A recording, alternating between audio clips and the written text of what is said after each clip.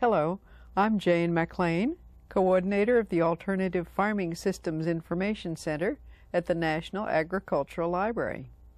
Jayne Gates and I are here in Greenbelt, Maryland at the Institute for Alternative Agriculture today, June 17, 1991, to interview its founder and director, Dr. I. Garth Youngberg.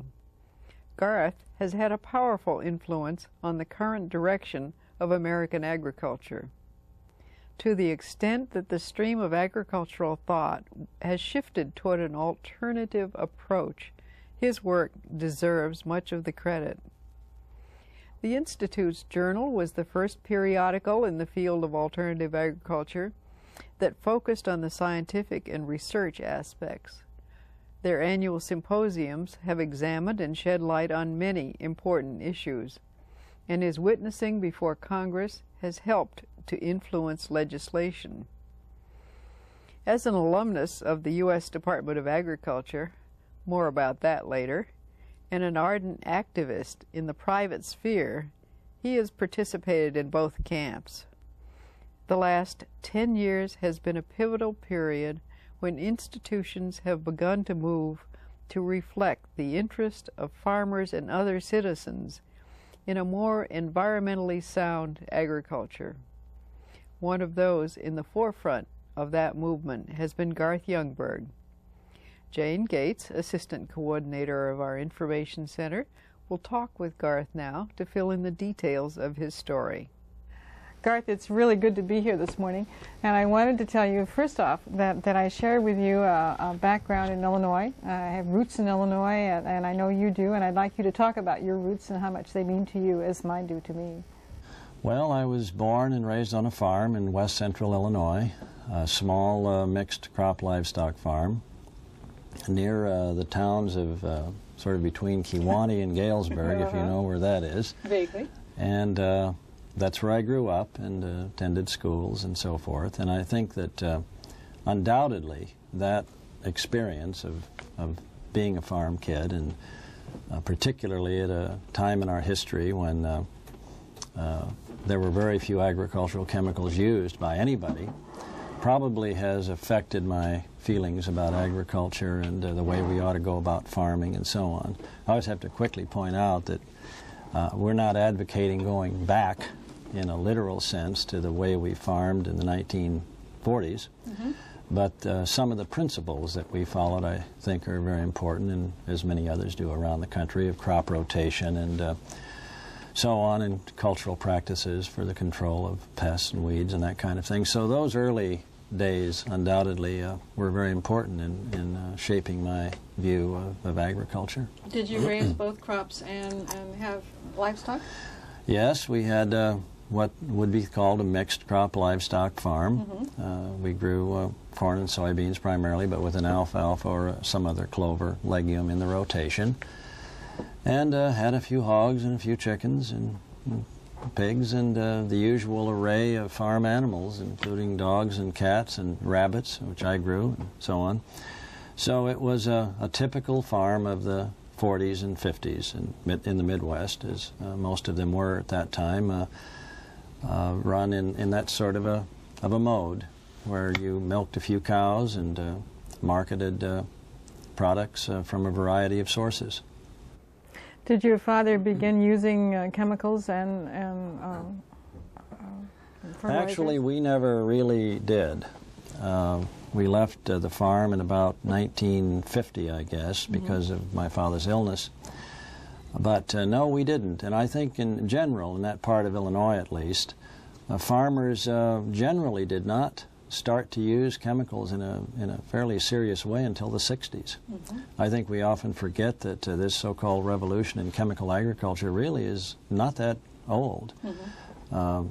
People talk about it beginning with the post-World War II era, and that's true, but in terms of wide-scale and fairly heavy use of these materials, it was really a product of the 60s and even on into the 70s, I think, before we seemed to adopt a rather firm policy of favoring monocultures, in that the enormous movement toward concentration and specialization, vertical integration and so on began.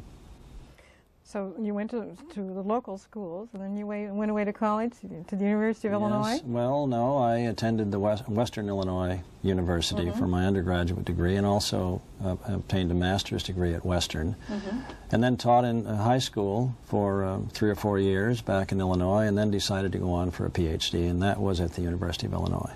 Well, that's another place we share, because I was there in the past for a brief time. Did you marry and start a family along the way? Yes, I met a fine woman when I was still teaching in high school, as a matter of fact, back in Illinois.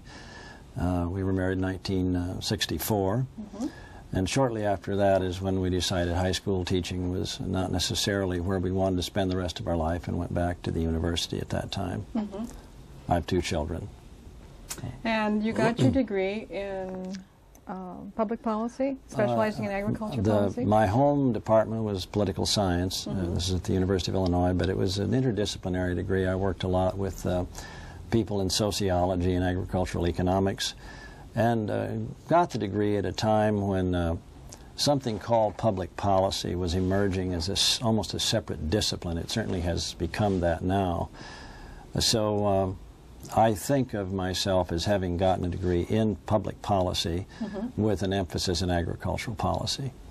The PhD that I wrote at the University of Illinois dealt with the administration of farm programs, and in particular looked at the whole matter of local ASCS county committee involvement and participation in the administration of the commodity programs. I was particularly interested in the degree to which these agencies represented an example of genuine participatory democracy and decision-making. This was, I finished my degree in 1970, so the research for this and the preparations for it really were in the late 60s, and if you recall, that was a time of enormous turmoil on our campuses. Yes. And there was a lot of interest in how we could decentralize decision-making and somehow bring power back to the people through that process. And I was interested in agriculture, and these ASCS committees had been around for 30 or 40 years and were really the longest